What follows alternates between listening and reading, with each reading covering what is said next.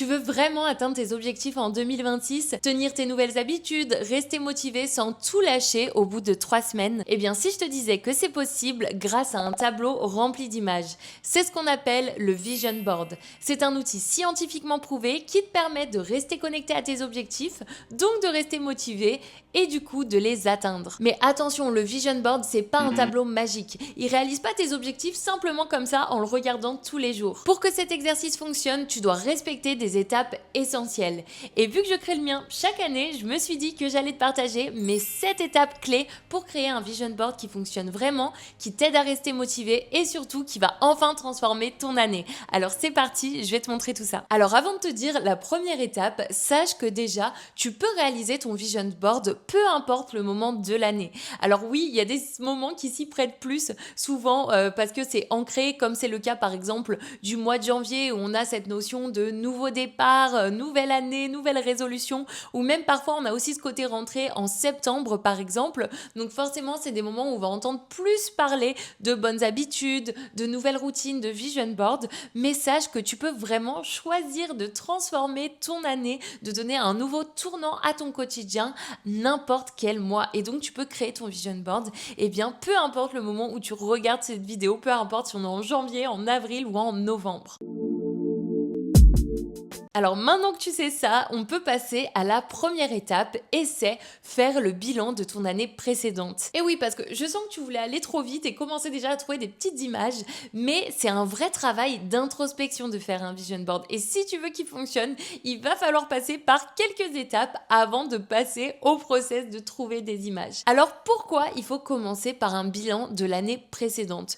Tout simplement parce que pour savoir vers où tu veux aller, c'est très important de savoir où t'en es, de faire un état des lieux et de voir la situation actuelle en détail, de revenir sur les moments de ton année pour ensuite passer à la suite. Parce que si tu commences pas par faire le point de l'année précédente et d'où t'en es actuellement, au final, c'est un peu comme faire un itinéraire sans connaître le point de départ. Ça va être très flou et impossible. L'idée de ce bilan, ça va vraiment être de faire ressortir aussi plusieurs éléments sur l'année précédente. Aussi bien les moments que tu as préférés dans ton année, les moments dont tu es fier, les réalisations que tu as pu accomplir, les challenges que tu as rencontrés, ce que tu as surmonté, les leçons que tu as apprises. Et aussi, c'est le moment d'apprécier et d'être grateful, d'être reconnaissante de certains moments que tu as vécu. Ce bilan, il te permet à la fois d'apprécier ce que tu as déjà accompli durant l'année, parce que souvent on entre dans cette frénésie du toujours plus, de toujours plus loin, on a l'impression qu'on n'a pas forcément réussi, et si on fait pas de bilan, on va pas prendre le temps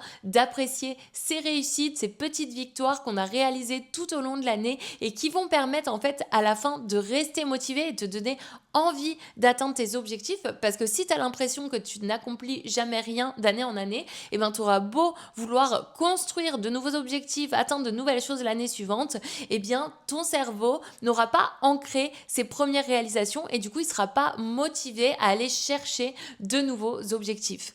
Et aussi, ça te permet de faire le point sur des challenges, des leçons que tu as tirées de ton année précédente pour justement ne pas les reproduire et t'améliorer l'année qui suit. Tu vois, par exemple, moi, j'ai déjà fait ce petit bilan de mon côté. Donc, si j'ouvre rapidement mon carnet, comme tu le vois, j'ai pris pas mal de notes dans mon carnet pour faire mon bilan. J'ai vraiment pris le temps de le faire, de me poser certaines questions. Alors, pour t'aider, voici les questions à te poser, en plus de ce que je t'ai cité, pour réaliser ce bilan. La première question, c'est de te demander qu'est-ce que j'ai accompli cette année. Peu importe si c'est un grand accomplissement ou un plus petit, ce qui compte, c'est vraiment de noter ces petites victoires ou ces grandes victoires et de prendre conscience de ta progression. Je t'invite vraiment à faire une liste, à venir tout noter, à chaque fois à venir détailler au maximum pour vraiment te connecter avec les émotions que tu as vécues, avec tes souvenirs. C'est très important et justement le fait à chaque étape d'être vraiment connecté à ce que tu as ressenti, à tes souvenirs, à ce que tu as vécu, tes émotions, c'est ce qui va permettre après que ton vision board fonctionne. Donc au niveau des réalisations, pour te donner un exemple, moi, l'une de mes grandes réalisations, on va dire dans l'année qui s'est écoulée, c'est que je suis devenue Canvassador. Donc je fais partie du programme d'ambassadeur de Canva, j'ai été sélectionnée. Donc ça, on peut dire que c'est une grande réalisation que j'ai mis et dont je suis fière et reconnaissante. Et quelque chose de plus petit dont tu es fière, ça peut être même des petites routines que tu as ancrées dans ton quotidien bien et que tu es heureux. Par exemple, peut-être que tu as mis en place cette année des petits exercices de journaling ou tu as réussi à faire de la méditation chaque jour ou tu faisais même ton lit chaque matin, chose que tu ne faisais pas avant. Bref, ça peut être même des nouvelles habitudes que tu as su ancrer ou des petites réalisations comme ça que tu as pu réaliser. C'est très important, encore une fois, de tout noter. La deuxième question que je t'invite à te poser, c'est quelles sont les choses positives qui te sont arrivées cette année, les choses dont tu es reconnaissante. Ensuite, ça va être quels sont les moments qui t'ont rendu la plus fière. L'idée ici, c'est vraiment de faire un exercice finalement de gratitude, d'apprécier ce que tu as vécu avant de passer à la suite.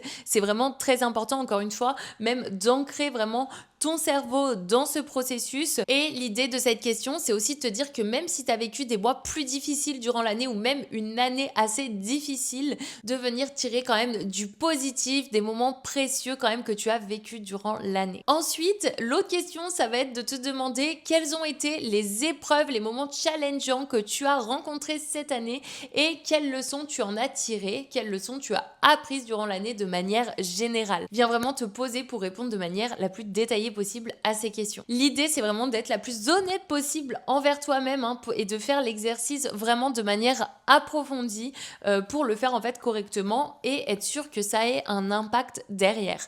Moi, ce que je te recommande pour faire ces exercices, je sais que des fois j'ai un peu du mal à me concentrer quand je suis chez moi pour faire ce type d'exercice ou alors j'ai vraiment besoin de me créer une atmosphère. Donc ce que j'aime bien faire, c'est soit aller dans un endroit que je trouve inspirant, donc dans un café, peut-être dans un café d'un hôtel où souvent c'est des beaux lieux assez design. Moi j'aime beaucoup ça, je trouve ça très inspirant et je vais me poser dans ces lieux pour faire les exercices parce que du coup ça m'aide vraiment à être pleinement focus. Je t'invite vraiment aussi à pas prendre ton ordi, à te mettre en mode ne pas déranger sur ton téléphone et être seul avec ton carnet, ton stylo pour vraiment en fait faire ton bilan sans aucune distraction et être pleinement concentré parce que vraiment ça va te demander aussi de la réflexion, de revenir sur ton année, c'est quand même un travail d'introspection. Et si jamais tu restes chez toi pour le faire, je t'invite vraiment à te mettre au calme, à demander de ne pas être dérangé, pareil, couper toutes les notifications autour de toi et pourquoi pas, allume-toi une petite bougie, mets-toi une petite ambiance pour vraiment te focus, te mettre dans un bon mood, une good vibe pour faire cet exercice. Et pour finir, ne fais pas cette étape quand tu as juste 5 minutes devant toi, l'important c'est quand même que tu aies le temps de le faire. Donc si jamais tu vas le voir, les 7 étapes sont trop longues, tu peux découper les étapes, faire une étape par jour par exemple, ou même découper 2 étapes ce jour-ci, une autre étape un autre jour. Moi personnellement, j'ai découpé, par exemple, j'ai pas fait le même jour mon bilan et mon vision board. Pour compléter cette étape 1, si tu veux vraiment aller en profondeur sur cet exercice et te poser davantage de questions par exemple pour faire le point, ce que je t'invite à faire, c'est tout simplement t'aider de l'intelligence artificielle.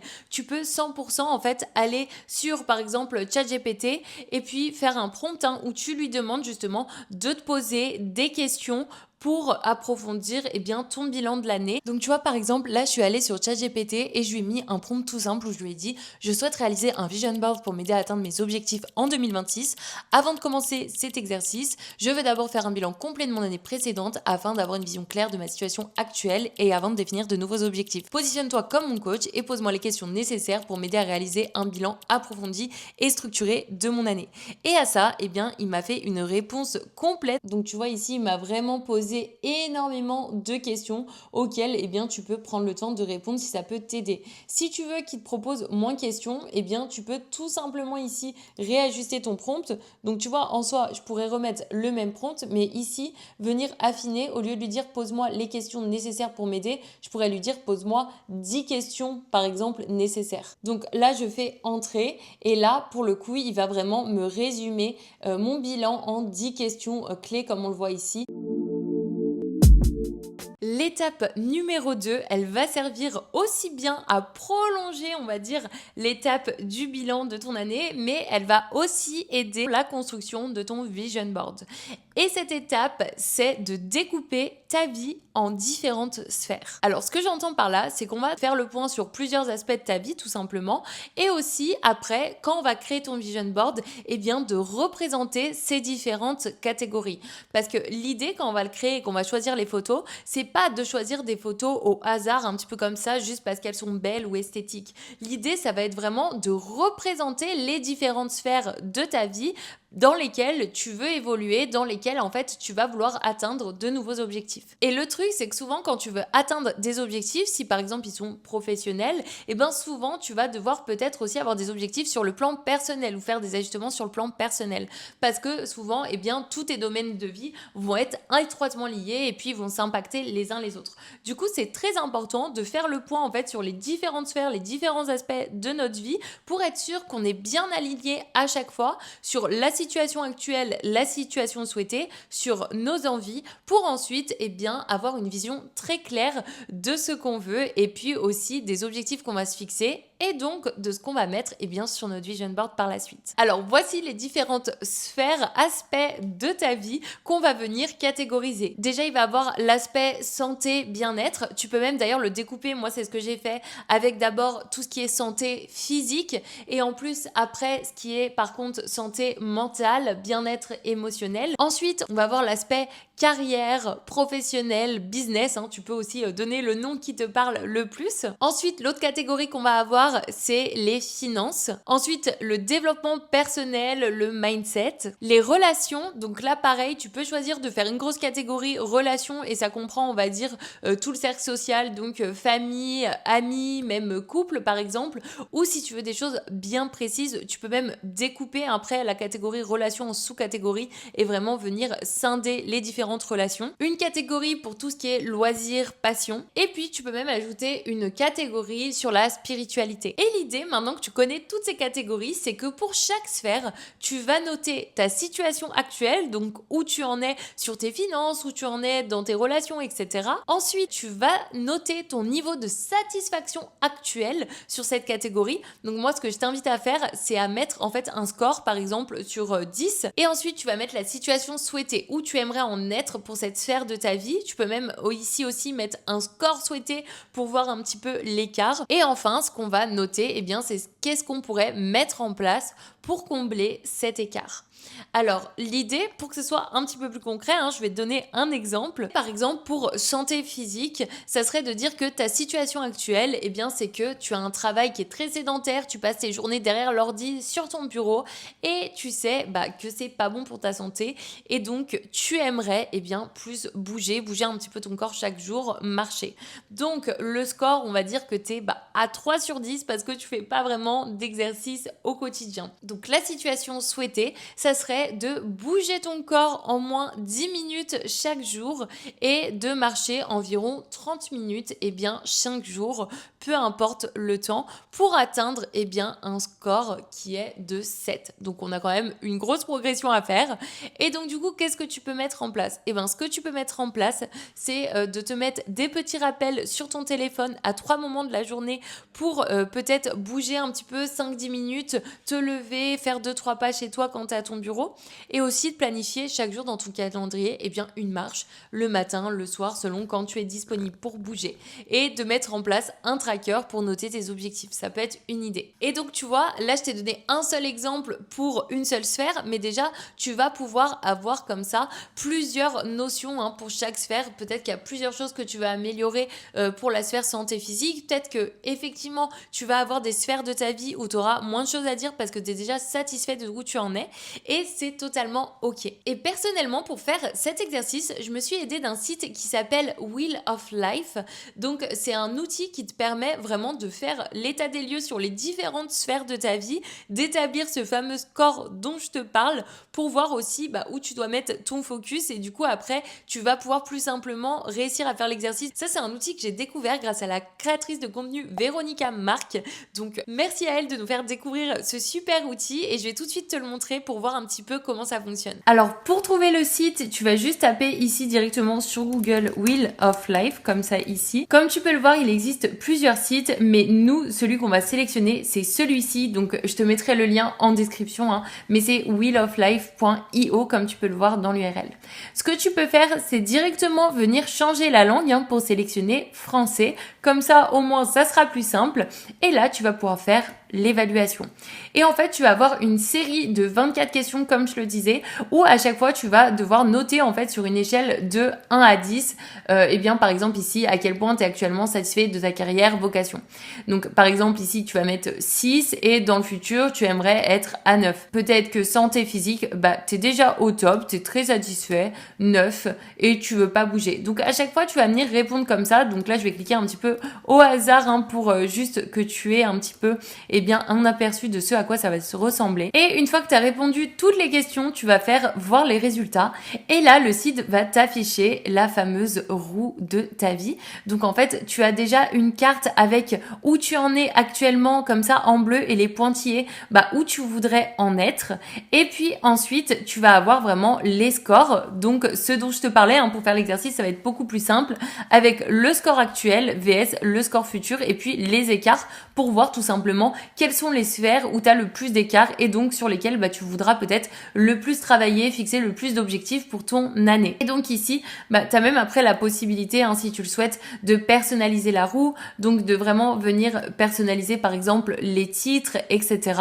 Et puis quand tu as ça sous les yeux, ton bilan devient tout de suite beaucoup plus simple à faire pour vraiment venir noter chaque aspect de ta vie. Personnellement, j'ai fait le même exercice, donc si je viens te prendre un petit exemple dans mon carnet, c'est l'exemple d'une sphère où pour le coup, j'ai pas un gros écart entre le score actuel et le score souhaité, mais pour ma sphère sociale et relations, j'ai un score actuel qui est à 9 et mon score souhaité c'est 10. Donc actuellement je suis très satisfaite de mes relations, de mon cercle social, etc. Et du coup ma situation souhaitée c'est de maintenir mes relations actuelles, de les chérir, de les renforcer. Et donc du coup ce que je peux mettre en place pour combler ce petit écart qui va me mener à 10, ça serait peut-être parfois d'appeler certaines personnes plus souvent, comme mes grands-parents par exemple, et donc de mettre une petite routine en place.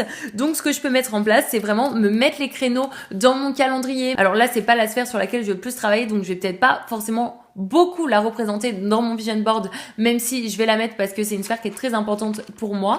Mais comme ça, au moins, tu comprends un petit peu comment tu peux le formuler. Alors maintenant qu'on a fait toute cette notion de bilan, d'introspection, que tu as bien catégorisé les différentes sphères, on va presque pouvoir créer le vision board. Mais juste avant, c'est la dernière étape avant de commencer à créer, c'est l'étape 3 où on va comprendre la science derrière le vision board. Parce que c'est quand on comprend le fonctionnement de quelque chose qu'on peut réellement l'intégrer, se l'approprier, et puis si on comprend comment ça marche, c'est ce qui va nous aider à mieux appliquer les étapes et aussi à comprendre ce qu'on doit faire pour que ça fonctionne réellement. Et puis ça va peut-être t'éclairer sur pourquoi peut-être tu avais fait des vision boards précédemment, mais malheureusement ça n'avait pas fonctionné ou tu n'avais pas réellement vu de résultats. Donc comme je l'ai déjà répété au cours de cette vidéo, mais je le redis parce que c'est vraiment ultra important, c'est déjà de bien ancrer que le vision board, c'est pas juste un beau tableau rempli de photos que t'aimes, que t'admires, voilà, un tableau esthétique que tu peux afficher comme ça chez toi ou en fond d'écran avec des belles photos que tu as trouvées sur Pinterest. Parce que le vision board, c'est un ancrage émotionnel. Pour qu'il fonctionne, il faut que quand tu le regardes, il te procure réellement quelque chose. Que quand tu vois ces images, que ça te reconnecte à tes envies, à pourquoi tu te lèves chaque matin, vraiment à ton pourquoi, à tes valeurs profondes qui font que tu restes motivé. Le vision board, c'est tout simplement tes objectifs mis de manière visuelle, donc de manière plus concrète pour t'aider ton cerveau à se projeter. Alors comment ça fonctionne? Pourquoi c'est scientifiquement prouvé? Tout simplement parce qu'en fait, le vision board, c'est de la neuroscience. Pour simplifier tout ça et t'aider à mieux comprendre, je vais te donner un exemple. Tu vois, quand on parle de quelque chose et que tu commences à le voir partout, par exemple, ta mère a acheté une voiture rouge et maintenant, tu vois des voitures rouges de partout. Ou bien, tu as une amie qui est enceinte et maintenant, tu as l'impression de voir des femmes enceintes de partout. Ça arrive tout le temps. On te parle de quelque chose et dès qu'on t'en a parlé, d'un coup, tu le vois apparaître de partout. Pourtant, ça veut pas dire que tout le monde s'est mis à avoir une voiture rouge, que tout le monde s'est mis à avoir un certain objet ou à l'acheter en même temps, ou tout le monde n'est pas tombé enceinte en même temps. C'est tout simplement que ton cerveau vient d'activer une sorte de radar. On appelle ça le système d'activation réculaire. Alors, c'est un terme très technique, très scientifique pour t'expliquer tout simplement le mécanisme que je viens de te dire. Le vision board, il va permettre d'activer ce fameux système d'activation réticulaire.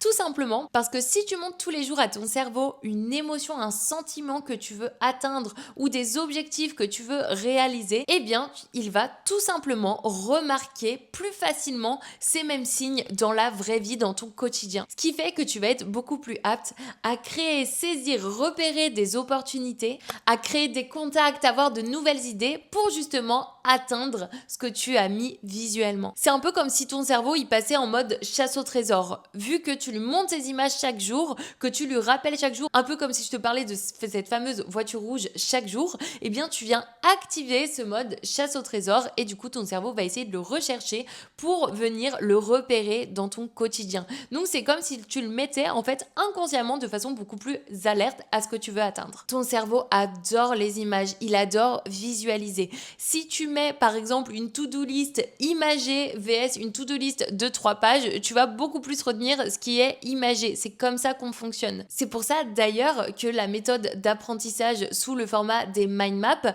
va vraiment fonctionner parce que au lieu d'avoir des tonnes de notes, on va avoir un schéma qui est mis de manière visuelle et que du coup notre cerveau va retenir. D'ailleurs, si tu es curieuse de savoir comment fonctionnent les mind maps, eh bien j'ai une vidéo à ce sujet, donc elle va s'afficher, je t'invite à aller la voir. Donc tout ça pour dire que j'ai sursimplifié le fonctionnement de notre cerveau vis-à-vis des images et du vision board, mais c'était pour t'expliquer brièvement pourquoi ça fonctionne. Et d'ailleurs, il existe plein de ressources à ce sujet et je t'invite à aller te renseigner, à aller faire des recherches si ça t'intéresse et si tu veux vraiment comprendre de façon, on va dire, plus poussée la neuroscience qui se cache derrière le vision board. Ça y est, maintenant, on va passer à l'étape 4 qui est créer ton vision board. Mais attends, avant de foncer sur Pinterest, choisir tes images, je vais te donner les erreurs à éviter à tout prix avant de commencer à créer. Parce que même si on a déjà passé des étapes importantes, c'est quand même ici que je vois le plus d'erreurs et souvent ce qui fait que malheureusement, c'était une activité fun de faire ton vision board, mais ça n'a pas fonctionné. Alors, dans les erreurs à éviter, c'est déjà, si tu veux créer un vision board parce que c'est tendance, parce que c'est à la mode, parce que tout le monde le fait, eh bien, oublie. Malheureusement, si tu veux juste suivre la tendance et que tu n'as pas de réelles intentions derrière ce que tu fais, eh bien, ça va pas fonctionner. Et ça, c'est pour tout ce que tu fais d'ailleurs dans ton quotidien. C'est en mettant de l'intention sur les choses que tu fais, de l'importance que ça va vraiment pouvoir aussi fonctionner derrière. Et malheureusement, si tu suis juste une mode, eh bien, ce travail va être éphémère, ça va pas durer dans le temps et donc du coup, tu n'auras pas les résultats attendus. Et donc, en parlant d'intention, c'est vraiment important que tu crées et que tu sélectionnes tes images avec de l'intention. Justement, si tu crées ton vision board, peu importe si tu le crées seul ou même que tu fais un petit atelier par exemple à deux ou entre amis, eh bien, vous n'aurez pas du tout les mêmes images, même s'il y a un objectif sur le papier qui semble commun, vous n'aurez pas le choix des mêmes images parce que vous allez vous connecter, vous allez ressentir, vous visualiser, il y a des images différentes qui vont vous parler. Donc, tu n'auras pas du tout le même qu'une autre personne. Donc, ça va être très important de prendre le temps de faire aussi cette étape du choix des images, des exercices et de pas encore une fois choisir juste une image pour l'esthétique. La troisième erreur à éviter, ça va être d'en mettre trop. On va le voir juste après quand on sélectionne les images. C'est vrai qu'il y a plein de belles images sur Pinterest et même si on fait attention à sélectionner des images auxquelles on est vraiment connecté, qui nous parlent, eh bien il peut en avoir plein parce que Pinterest, c'est quand même un trou sans fin. On peut rester des heures dessus à sélectionner pas mal d'images. Et le truc, c'est que si tu dois représenter quand même différentes sphères de ta vie, bien le tableau va vite être rempli. Et l'idée, c'est pas du tout de le surcharger. L'idée, c'est que quand tu le regardes, ce soit assez clair.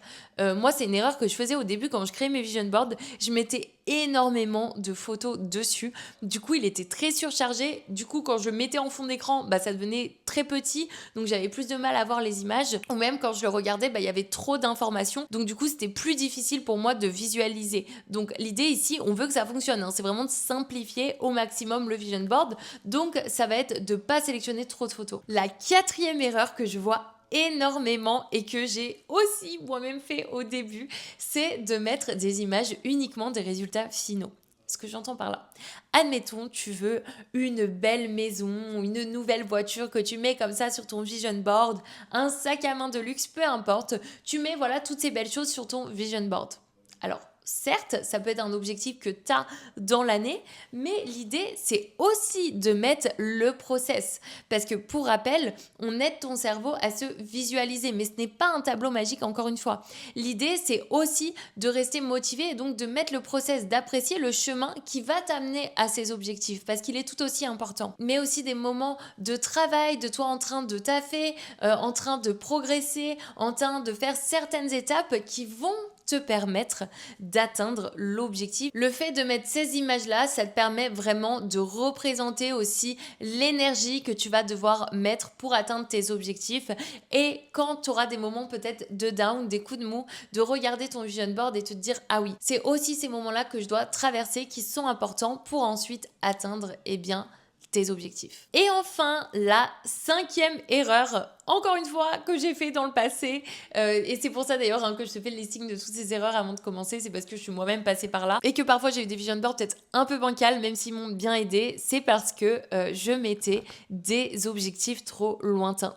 Mes tout premiers vision boards, j'avais tendance à mettre des objectifs que je voulais, voilà, dans ma vie, peut-être dans 10 ans, voire plus, mais donc du coup, le problème quand tu fais ça, c'est que ça te garde pas vraiment motivé dans l'année. Parce que du coup, si par exemple tu débutes en business dans ton projet et que tu mets des objectifs vraiment ultra ambitieux que tu souhaites atteindre des années plus tard, quand tu vas avoir des moments de down, que tu vas vouloir te remotiver, quand tu vas jeter un œil à ton vision board, ça risque d'avoir l'effet inverse et en fait de te décourager. Parce que du coup, si en plus tu mets pas les photos du process et que tu mets juste ces photos d'objectifs lointains, par exemple d'une belle villa ou que sais-je, malheureusement, tu vas juste avoir le sentiment d'être très loin de ça et aussi ça va être très flou pour toi de réussir à visualiser comment l'atteindre. Et donc du coup, tu te sens de plus en plus déconnecté aux images que tu as mises. Et ça, on veut à tout prix l'éviter. Alors moi, ce que je te recommande et ce que je fais maintenant dans mon vision board, c'est de mettre uniquement des images que je souhaite accomplir dans l'année. Des images qui représentent des objectifs, des routines, des choses que je veux réaliser durant les 12 prochains mois. À savoir qu'il y a certaines personnes, je sais, qui font même aux 6 mois, qui raccourcissent, c'est totalement possible. Et tu peux mettre peut-être à la limite 1 ou 2 photos d'objectifs que tu veux réaliser peut-être dans 5 ans maximum, mais il ne faut pas que ton vision board représente tous tes objectifs que tu vas atteindre dans 5 ans. L'objectif, c'est qu'il te connecte à ce que tu veux réaliser cette année et c'est pour ça que d'ailleurs, je recommande d'en faire un chaque année. Parce que du coup, si tu le fais uniquement pour les 12 prochains mois, ça va être beaucoup plus clair quand tu vas devoir mettre en place ton plan d'action. Quand tu vas regarder aussi tes images, tu vas te sentir plus connecté, ça va te sembler quand même plus réalisable et donc du coup, ça ne sera pas flou, ce qui va encourager par la suite ton passage à l'action. Parce que quand tu regardes ton vision board de manière générale, il doit te donner envie de passer à l'action. Il doit te donner cette flamme, cette énergie qui t'aide encore une fois à rester motivé chaque jour, à garder ta discipline et vraiment à te remotiver même les jours où c'est un petit peu plus difficile. On est arrivé au moment que tu attends, j'en suis sûre, le moment où on va ouvrir Pinterest pour choisir les images maintenant que tu connais toutes ces erreurs à éviter. Alors ce qu'on va faire, c'est qu'on va tout simplement venir ouvrir Pinterest dans la barre de recherche et ce que je vais t'inviter à faire si tu n'as pas de compte, c'est en créer un pour après pouvoir créer des tableaux et enregistrer tes images facilement et sinon je t'invite à te connecter à ton compte Pinterest. Une fois que c'est fait, on va venir cliquer sur notre profil ici. Pour créer les tableaux, ce qu'on va faire, c'est qu'une fois que tu es sur ton profil, tu vois, tu as un bouton ici rouge créer et on va venir sélectionner tableau. Et on va l'appeler tout simplement Vision Board 2026. Et c'est dans ce tableau qu'on va pouvoir enregistrer toutes nos images. Alors, ce qu'on va faire aussi, si tu veux pas que d'autres personnes puissent voir ton tableau, par exemple, si elles se rendent sur ton profil, tu peux cocher cette case pour garder ton tableau secret. Et une fois que c'est fait, tu vas venir cliquer sur Créer. Et là, directement, Pinterest te propose déjà d'enregistrer des images, mais nous, on va pas le faire pour le moment, on va faire terminer. Et donc, ici, moi, ce que je te recommande même, c'est de pourquoi pas créer des sous-tableaux. Et oui, parce que tu vas avoir deux options. Soit on va créer un tableau unique Vision Board 2026 où on va mettre toutes les photos qu'on veut dans notre vision board à l'intérieur, soit ici aussi, on pourrait venir en fait créer des sortes de sous-dossiers, des catégories pour trier nos photos. Et du coup, les catégories qu'on pourrait mettre pour trier nos photos, eh bien, c'est tout simplement les sphères de ta vie, les différentes sphères qu'on a établies précédemment ensemble. Donc, si tu veux justement faire ces sous-dossiers, eh bien, on va tout simplement créer un sous-tableau. C'est comme ça qu'on l'appelle sur Pinterest. Donc ici, tu vas cliquer sur le plus et là, on va sélectionner sous-tableau. Et là, je vais juste avoir à chaque fois à mettre le nom des différentes sous-catégories. Donc ici, je vais mettre par exemple business et ainsi de suite.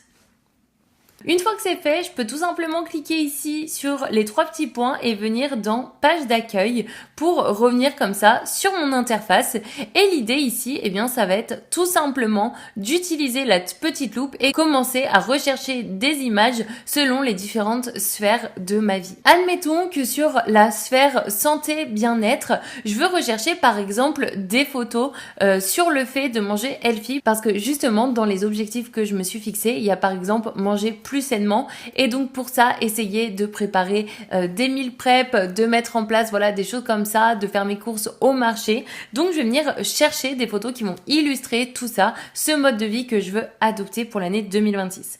Alors au début tu vas pouvoir taper des mots-clés comme par exemple healthy, qui est un mot qui va vraiment regrouper ce que je veux. Donc là, tu vois, je vais tout de suite avoir énormément de photos qui apparaissent. Alors peut-être que je vais vouloir justement des photos plus précises. Encore une fois, il faut vraiment que les photos me parlent. Et donc par exemple, je vais avoir une photo comme ça d'une personne qui fait ses courses. Là tout de suite, je vais plus réussir à me visualiser parce qu'en plus, il y a de l'humain sur la photo. D'ailleurs, ce que je t'invite à faire pour te visualiser au maximum, c'est de, parmi ces photos, tu vois, il y en a plein, de sélectionner celle vraiment à laquelle tu t'identifies le plus.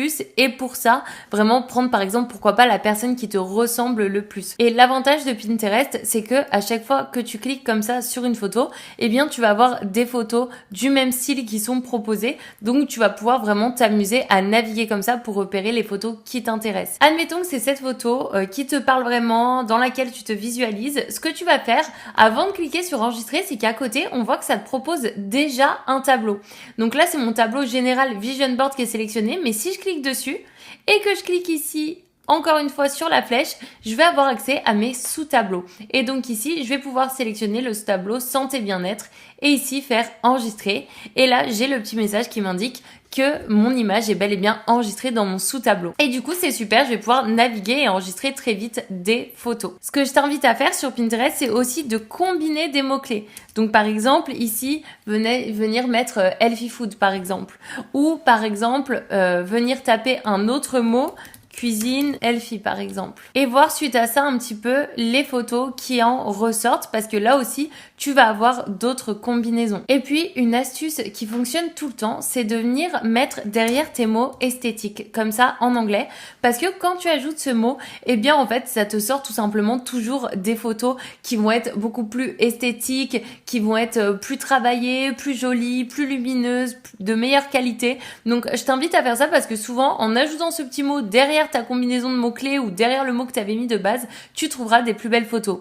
Et là, une fois encore, je vais avoir des photos ultra sympas, par exemple celle-ci, qui me parle vraiment, où je me visualise. Donc là encore, je viens ici faire la flèche, sélectionner le sous-tableau santé bien-être qu'on a ici et je fais enregistrer et je vais pouvoir faire ça à la suite. D'ailleurs, avant de cliquer sur une photo, si je sais que celle-ci, je veux directement l'enregistrer, j'ai même pas besoin de cliquer dessus. Là encore, je peux faire la petite flèche, venir sélectionner mon sous-tableau et enregistrer. Donc tu vois, l'avantage c'est que ça va très vite une fois que tu as créé tes sous-tableaux comme ça à enregistrer.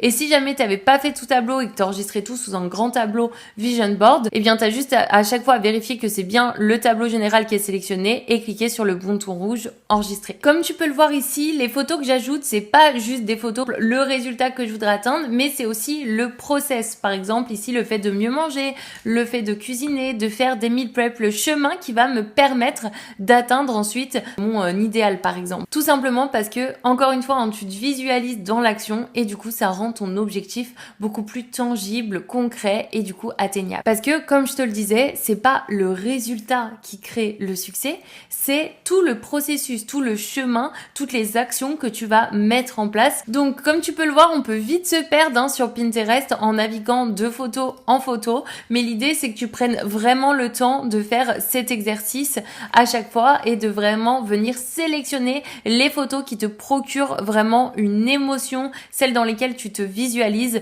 pas juste une photo que tu trouves belle encore une fois, sinon ça n'aura aucun impact derrière. Par exemple, cette photo, oui, elle est très jolie, est-ce qu'elle te procure vraiment quelque chose ou est-ce qu'elle est juste esthétique, très instagrammable? C'est vraiment les questions que tu dois te poser tout au long de la réflexion, de la recherche, donc c'est un travail qu'il ne faut pas bâcler. Et du coup, une fois que tu auras enregistré toutes tes photos, et bien c'est à ce moment-là que tu pourras recliquer ici sur ton profil, revenir ensuite dans enregistrer, cliquer sur ton tableau Vision Board et venir après dans chacune des catégories dans lesquelles tu auras enregistré des photos. Et là, tu seras sûrement laissé emporter, tu auras sûrement plein de photos, donc c'est ok, mais pour les mettre après en forme sur ton Vision Board, si tu en as trop, il va falloir venir les sélectionner. Donc là, ensuite, tu vas pouvoir repasser en revue et vraiment venir télécharger uniquement les images qui te parlent le plus dans chacune des catégories. Alors ici, pour la sélection des photos, je t'ai montré comment faire avec Pinterest parce que c'est vrai que personnellement, c'est l'outil que je trouve le mieux pour trouver des photos et créer ton Vision Board. Mais sache que tu peux aussi aller chercher des photos ailleurs. Vraiment, tu peux t'inspirer sans limite. C'est-à-dire que si tu as trouvé une photo qui te parle et qui vraiment représente ce que tu veux atteindre dans un livre ou même pourquoi pas dans la bibliothèque de photos Canva où il y a beaucoup aussi de choix de photos.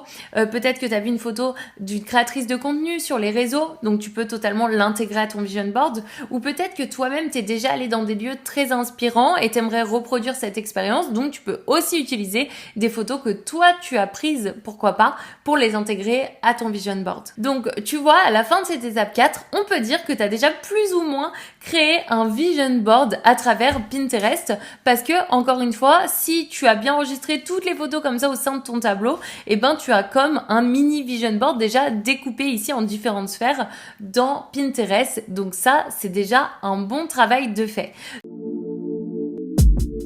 Donc maintenant, l'idée de la 5e étape, ça va être de mettre en forme ton Vision Board, de venir sélectionner les photos. Pour les assembler, on va utiliser notre autre super allié et c'est tout simplement Canva. Comme je te le disais, on se retrouve sur Canva. Donc ici, on va bien sélectionner l'onglet modèle et moi, le format que j'aime bien utiliser, c'est le format fond d'écran d'ordinateur. Je vais te donner évidemment moi comment je positionne les photos sur un Vision Board, mais sache que sur Canva, il existe aussi des templates de Vision Board. Donc si ici, je viens taper comme ça et que je fais entrer, tu vois, il y a une tonne d'exemples de Vision Board qui existent. Moi, j'aime bien partir d'un modèle vierge tout simplement parce que je trouve que ça te permet vraiment de placer les images comme tu le sens, de laisser cours à justement ta créativité lorsque tu crées ton Vision Board et qui te parle vraiment.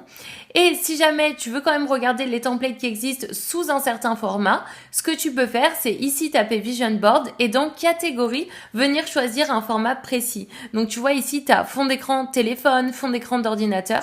S'ils apparaissent pas, tu peux tout simplement venir l'écrire directement ici et tu vas voir, ils vont apparaître. Et si par exemple je sélectionne fond d'écran ordinateur, maintenant ça me propose que des exemples de Vision Board sous le format que j'ai donné. Donc c'est intéressant de savoir que tu peux l'enregistrer de cette façon-là. Comme je te le disais, nous ici, on va partir d'un modèle vierge. Donc je vais tout simplement cliquer ici sur créer le fond. Alors comme tu le sais, on va représenter les objectifs des différentes sphères de notre vie. Alors moi du coup ce que j'aime bien faire pour mon Vision Board, c'est le découper en sections. Comme ça dans la vue d'ensemble, j'ai tous mes objectifs qui sont représentés de manière visuelle, mais si je me concentre sur certaines parties de mon tableau, je vais vraiment me concentrer sur une sphère de ma vie. Donc pour ça, ce qu'on va faire, c'est très simple, c'est qu'on va ajouter des rectangles qui vont un peu venir délimiter tout simplement les zones. Alors si par exemple, je sais qu'il y a 5 zones que je vais venir mettre en avant. Par exemple, la zone carrière business, dev perso, santé bien-être, relations et puis les loisirs, eh bien je vais mettre tout simplement ces 5 zones. Donc pour ça, je vais appuyer sur la touche R de mon clavier pour faire apparaître un rectangle. Donc ça, c'est un petit raccourci qui me fait vraiment gagner du temps. D'ailleurs, sache que des raccourcis clavier, il en existe plein et ça te fait gagner un temps fou dans ta création de contenu quand tu les maîtrises. Et c'est pour ça que je t'ai créé un guide gratuit qui rassemble les 46 raccourcis Canva. Alors si tu veux le télécharger, eh bien le lien se trouve en description. Alors une fois que j'ai ajouté mon premier rectangle, ce que je vais faire, c'est que je vais le mettre en transparence et je vais tout simplement ajouter les bordures. Donc tu vois, je clique ici sur bordure et je viens mettre une épaisseur de trait à 3. Je trouve que c'est pas mal. Et ce que je peux faire, c'est ensuite directement le positionner comme ça à peu près. Et maintenant, eh bien, je vais le dupliquer. Super. Et maintenant, je vais dupliquer ces deux-là aussi. Comme ça, c'est divisé en 4. Et maintenant, je vais tout simplement ajouter un dernier rectangle, comme ça, ici, et le positionner au centre. Et ce que je vais faire pour celui-ci, c'est que je vais mettre le fond blanc. Comme ça, tu vois, j'ai vraiment ma zone qui est mieux délimitée. Donc, tu vois, là, je suis plutôt pas mal. Je sais que je vais avoir mes différentes sphères où je vais pouvoir après placer mes images. Et ce que je peux faire d'ailleurs encore mieux pour me repérer, c'est mettre un code couleur. Donc, si par exemple, la sphère business, je veux que ce soit en bleu, je vais mettre mon encadré en bleu. Donc, tu vois, là, j'ai vraiment pu délimiter de façon claire mon vision board. Et tu vas voir, hein, là, ça paraît peut-être un peu laid, t'as du mal à visualiser, mais il faut trust the process, croire au processus, tu vas voir, ça va rendre bien et c'est comme ça aussi que tu vas pouvoir construire ton vision board comme un collage, comme un pêle-mêle, mais qu'il y ait quand même une notion d'organisation et que ce soit quand même clair quand tu puisses le regarder. Ce que je te conseille d'ailleurs, ça va être de vraiment choisir ce que tu mets dans la partie centrale de ton vision board, le sélectionner, tout simplement parce que c'est là où ton œil, il va être attiré en premier, c'est ce que tu vas voir en premier. Du coup, je trouve ça important de mettre l'objectif qui te tient le plus à cœur, qui représente le plus tes intentions de 2026, et bien venir les mettre au centre ici. Ce que tu peux faire aussi, c'est admettons que tu n'aies que 4 sphères que tu représentes dans ton vision board, c'est au centre venir mettre une image précise qui va représenter le thème général de ton année, ton intention de l'année, ou même pourquoi pas mettre une photo de toi pour vraiment t'ancrer émotionnellement et visuellement dans ton vision board. C'est aussi une possibilité. Et une fois qu'on a délimité nos zones, on va pouvoir venir importer nos images qu'on a téléchargées précédemment de Pinterest. Donc ici, je vais cliquer sur importer et là, ça y est, j'ai importé mes différentes images que je vais pouvoir placer comme ça sur les sphères. Donc, comme je te le disais, hein, moi, je te conseille de vraiment les positionner comme tu le sens, comme ça te parle le plus. Donc, à chaque fois, tu viens prendre ton image comme ça et tu viens la redimensionner. En soi, les cadres, c'est pour te donner une structure à peu près, hein, mais c'est pas grave si ça dépasse, si tu respectes pas au détail près. Hein. L'idée, c'est que vraiment tu le fasses aussi comme tu le sentes et que ce soit un exercice qui soit quand même assez amusant pour toi. Donc, n'hésite pas à utiliser les curseurs comme ça sur les images pour les recadrer.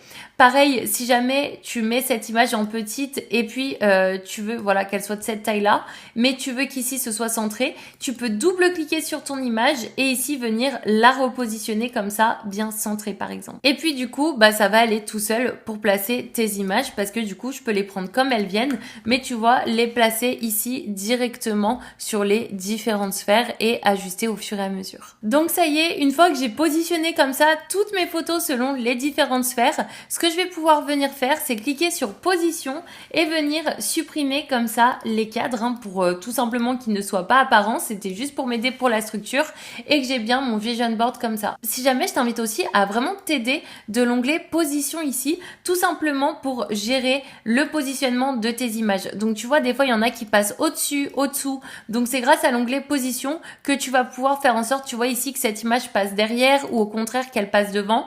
Et puis tu peux même utiliser les calques hein, si tu souhaites comme ça interchanger les images pour qu'elles se superposent de la façon dont tu souhaites. Donc là, tu vas pouvoir faire aussi tes derniers ajustements pour que ça rentre comme tu le souhaites. Avant de télécharger ton vision board, j'aimerais te montrer un dernier tip qui peut t'aider à mieux te visualiser à travers les images que tu as sélectionnées.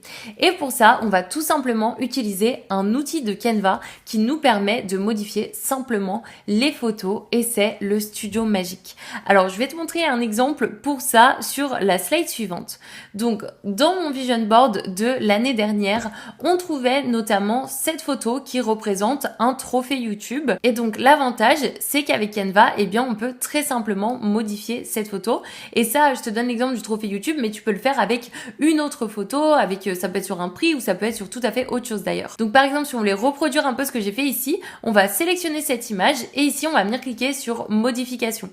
Et ici, je vais avoir plusieurs options qui s'offrent à moi. Soit je vais pouvoir utiliser la gomme magique pour, par exemple, supprimer le nom et ensuite ajouter ce que moi je veux derrière.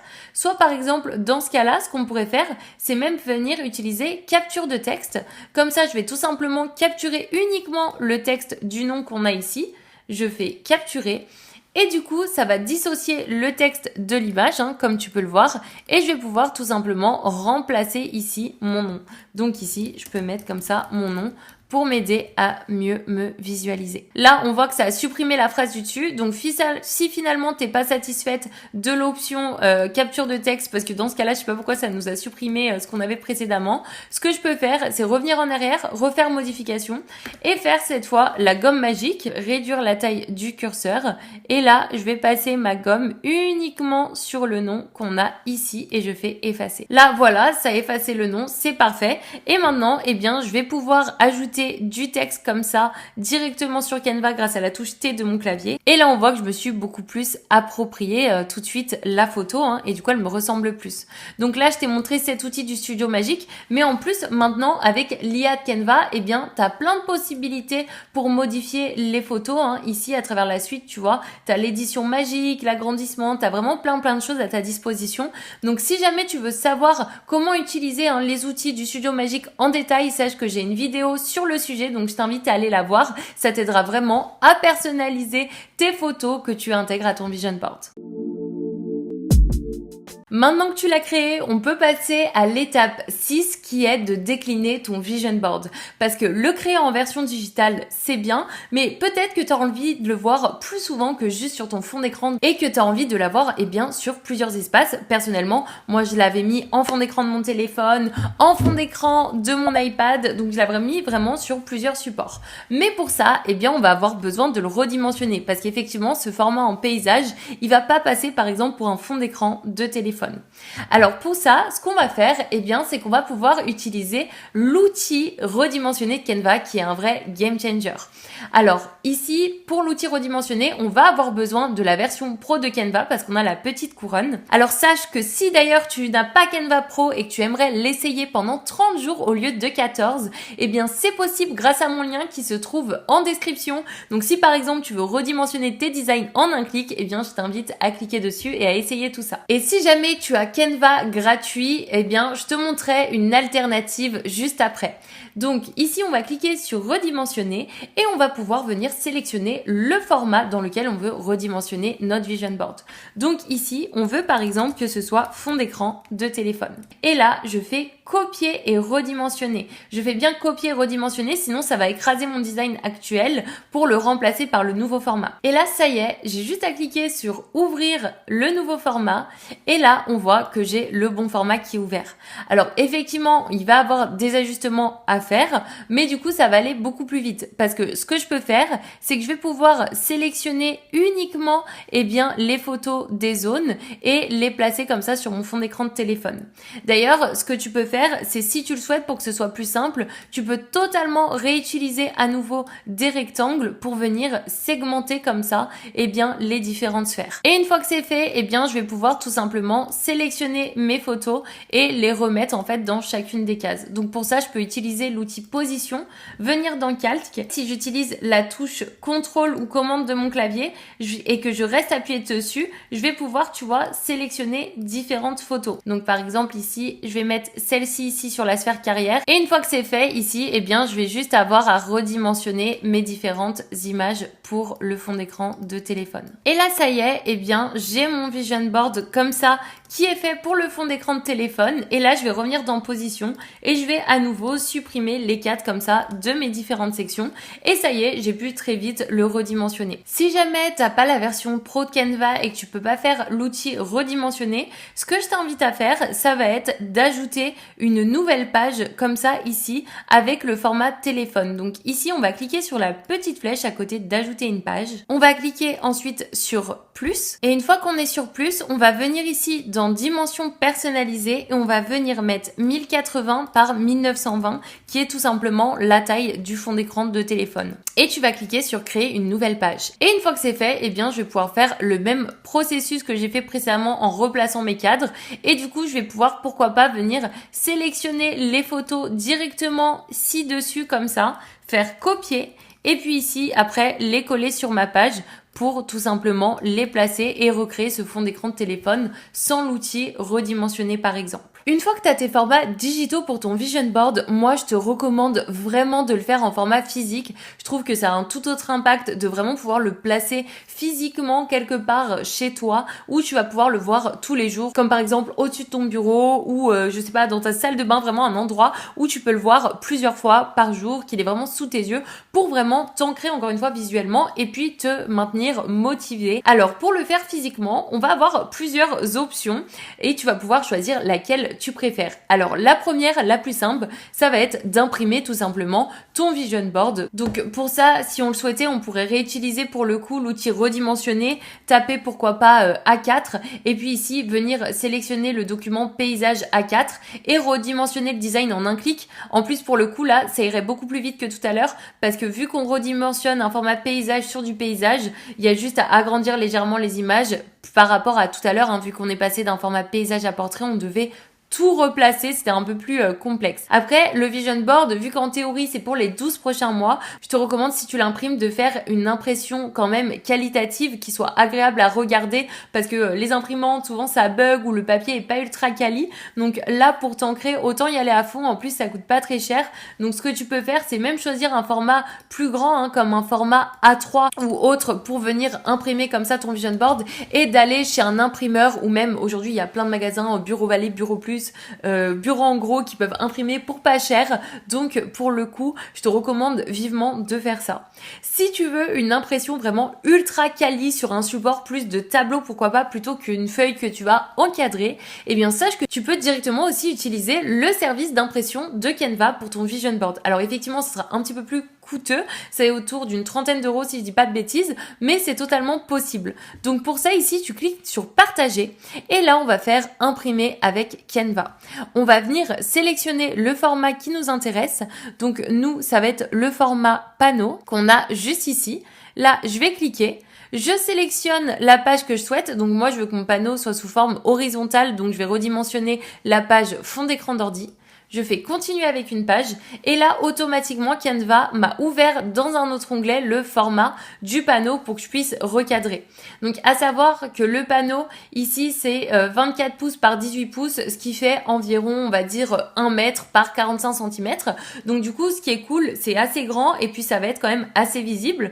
Donc là on va pouvoir recadrer très rapidement les photos. Donc je peux par exemple tout sélectionner et venir en fait tout simplement grandir comme ça, eh bien mon vision board. Et une fois que c'est fait, que c'est bien positionné, je vais pouvoir cliquer sur partager et faire imprimer avec Canva. Et là cette fois j'ai une prévisualisation. Alors la prévisualisation, elle est un peu bizarre parce que ça fait comme si le panneau était planté dans un jardin. Donc effectivement, c'est pas très esthétique, mais ce que tu dois regarder, c'est vraiment le carré que tu as ici. Et là, on va pouvoir faire continuer. Et ensuite, en fait, Canva, il va vraiment venir t'accompagner pour que ton impression soit la plus quali possible. Donc tu vois ici, ça te propose de résoudre les problèmes qu'il voit. Donc tu vois, là, en un clic, en une coche, je peux tout faire automatiquement.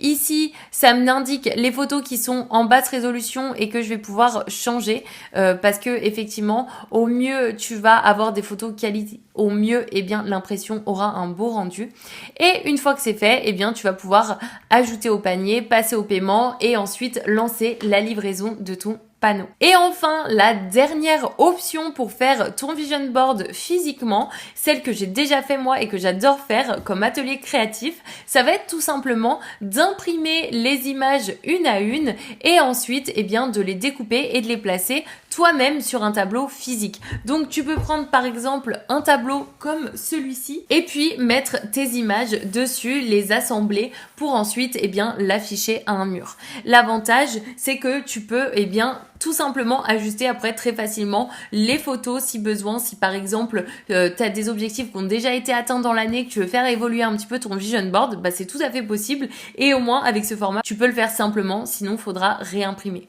Donc au final on voit que ton vision board tu peux vraiment y avoir accès sous plein de formats, hein. Tes fonds d'écran, physiquement, et même le fait d'avoir créé des tableaux sur Pinterest, et ben ça peut te permettre au cours de l'année des fois d'aller checker un petit peu toutes les photos que tu avais ajoutées sur Pinterest et pourquoi pas en ajouter de temps en temps des nouvelles.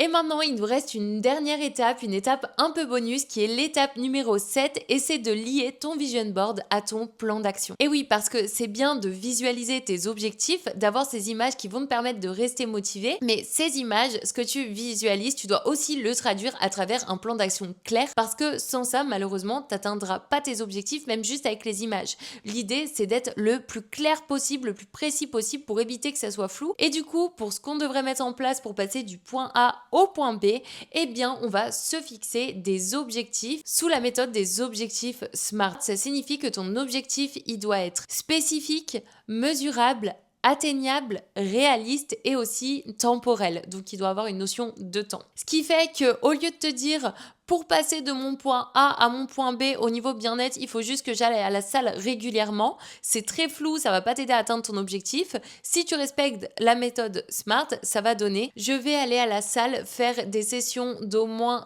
30 minutes 3 fois par semaine pendant au moins 3 mois. Donc là, j'ai été très spécifique, j'ai cité le nom de la salle dans laquelle je vais aller, combien de fois par semaine, pendant combien de temps je veux maintenir ce rythme, combien de temps va durer la session et puis je pourrais même venir clarifier les sessions que je vais faire. Donc tu vois, l'idée c'est vraiment de venir découper au maximum et détailler ton objectif pour qu'il soit concret et que du coup tu aies l'objectif comme ça sur papier et que tu l'aies aussi visualisé sur ton vision board. Donc si ça t'intéresse, je t'invite à te renseigner sur la méthode SMART, il existe plein de ressources à ce sujet et je pense que ça peut vraiment t'aider pour l'accomplissement de tes objectifs. D'ailleurs, ce que je t'invite à faire pour vraiment suivre ta progression et t'encourager et voir que tu avances vers ce qu'il y a sur ton vision board, peut-être même voir que tu as déjà accompli certaines choses au cours de l'année, eh bien, je t'invite à créer pourquoi pas un tracker, un journal qui va vraiment te permettre de noter tes progressions et avec lesquels tu vas pouvoir faire un bilan, pourquoi pas chaque semaine, puis chaque mois et aussi voir de mois en mois qu'est-ce que tu vas devoir ajuster pour te recalibrer sur tes objectifs et atteindre ce que tu n'as pas forcément encore atteint. Donc pour ça, je t'invite soit à avoir un carnet dédié où tu vas pouvoir vraiment l'utiliser comme tracker, suivre tes progressions, soit tout simplement à choisir un template Canva pour personnaliser et créer ton propre tracker qui va pouvoir suivre ta progression. Personnellement, je pense que c'est le mieux, comme ça tu peux vraiment te l'approprier. Et puis si jamais tu es une fan de journal, de carnet comme moi, il existe aussi plein de carnets qui te permettent de traquer. Moi, j'ai par exemple celui-là d'Intelligent Change que j'utilise notamment pour mes journaux de gratitude et celui-là, ça s'appelle The Bestiaire Journal et ça te permet vraiment de faire un point sur ton année, de faire des bilans des mois. Donc, tu vois, il existe aussi des carnets qui peuvent te permettre de traquer ta progression, tes objectifs. Mais si tu veux aller au plus simple, moi, je te recommande vraiment Canva parce que au moins après, tu peux même imprimer ton tracker. Et enfin, si je peux te donner une dernière ressource, c'est un livre qui va t'aider justement à ancrer tes routines, à ancrer des habitudes qui vont te permettre d'atteindre la version de toi-même, d'arriver à la situation souhaitée pour 2026. Et cette ressource, tu la connais peut-être, c'est le livre Atomic Habits de James Clear, qui est un livre qui vient vraiment t'expliquer, comme je te le disais, comment ancrer des routines, comment ancrer des habitudes, comment ancrer des systèmes qui vont enfin te permettre d'atteindre tes objectifs. C'est un livre que personnellement j'ai adoré et que je vais d'ailleurs relire et qui m'a vraiment aidé. Donc je t'invite aussi à le lire. Je vais pas tout te détailler parce que ça ferait le sujet d'une autre vidéo complète, tellement il y a plein de choses à dire sur ce livre. Mais sache que c'est une ressource ultra intéressante qui pour moi vient vraiment compléter ce que tu fais avec l'exercice du vision board. D'ailleurs, si c'est un sujet que tu aimerais qu'on évoque ensemble pour changer un petit peu, n'hésite pas à me le dire dans les commentaires. Je serais ravie de t'en dire un peu plus là-dessus. C'est vraiment en respectant ces 7 étapes que tu vas vraiment pouvoir enfin transformer ton année 2026 et faire fonctionner ton vision board. N'oublie pas, c'est pas un tableau magique. C'est pour ça que l'idée, c'est vraiment quand tu as fini tout le processus, que tu avais tout ce travail de bilan, de création, de venir le connecter à un plan d'action concret. Parce que c'est ça aussi qui fait qu'un vision board fonctionne. C'est parce qu'il vient tout simplement appuyer ton plan d'action de manière visuelle. Ça y est, maintenant, c'est à toi de jouer. Tu sais les 7 étapes clés pour créer un super vision board qui va t'aider à rester motivé tout au long de l'année. Encore une fois, moi, je te recommande vraiment de le faire sous les deux formats, c'est-à-dire sous format digital, mais aussi après de venir l'imprimer et vraiment de l'afficher dans un endroit où tu peux le voir tous les jours, le regarder tous les jours. C'est vraiment important parce que c'est ça aussi qui te permet de vraiment rester connecté aux images que tu as mis et donc justement te rappeler pourquoi tu te lèves le matin chaque jour et t'aider à atteindre ces fameux objectifs que tu t'es fixés. Moi, de mon côté, je l'ai vraiment en fond d'écran et aussi en version physique parce que j'aime bien l'afficher par exemple dans mon bureau. Et en plus, c'est vraiment une activité sympa à faire. Donc, je t'invite vraiment à le créer et peu importe sous quel format, eh bien, je t'invite aussi à me le partager. Je serais ravie de voir vos créations, ces petits ateliers que vous avez mis en place pour créer vos vision boards. Donc, n'hésite pas à me partager en DM Insta quand tu es en train de faire ton vision board ou quand tu l'as terminé ou même me partager en story. Je serais ravie de voir ce que vous avez créé avec cette vidéo et de voir transformer votre année grâce à cet exercice